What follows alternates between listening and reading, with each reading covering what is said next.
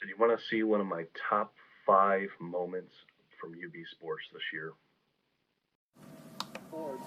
Off the glass, helicoptered in. Koval! Chris Koval, left wing. Cuts past, take a shot!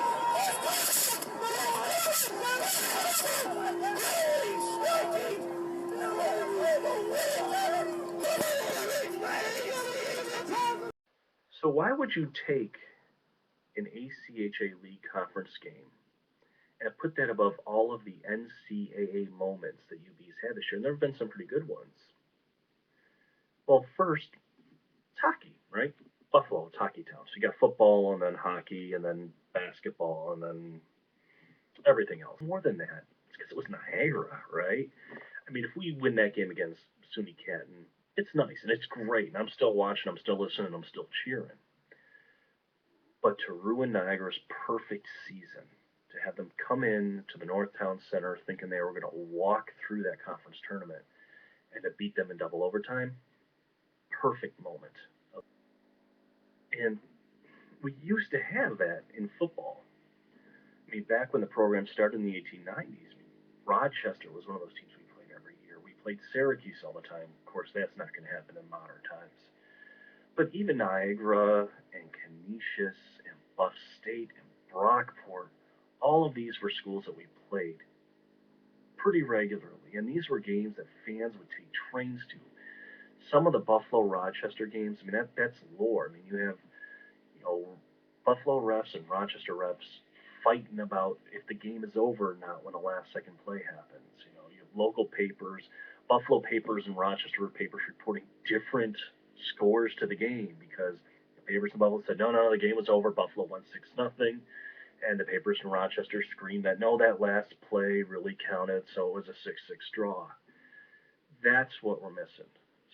You can't argue that it was the right move to try to get up to Division I, right? To try to get the bowl subdivision.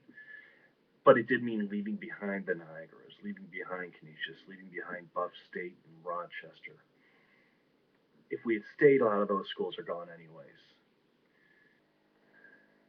To give you an idea of how much interest there were in these games, in 1950, Buffalo hosted Niagara at the Rock Pile, and they managed to draw 24,000 people to watch that game. It was the last game we ever played against Niagara. It was the beginning of a very long untethering of those local football rivalries. The last time we played Canisius in 1998, we drew 20,000. Probably still one of the top 30 or so crowds ever to come to a UB football game. So we need to ask ourselves, even though we know it's the right move to get up to Division I, what did we lose?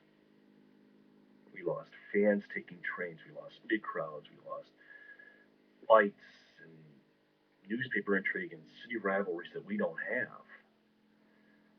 We're in the MAC now. We're in the bowl subdivision. We have a chance to go to bowls every year. We have a chance to win conference titles that matter. We have a chance to go into Georgia and play a game. We have a chance to go into Ohio State and play a game.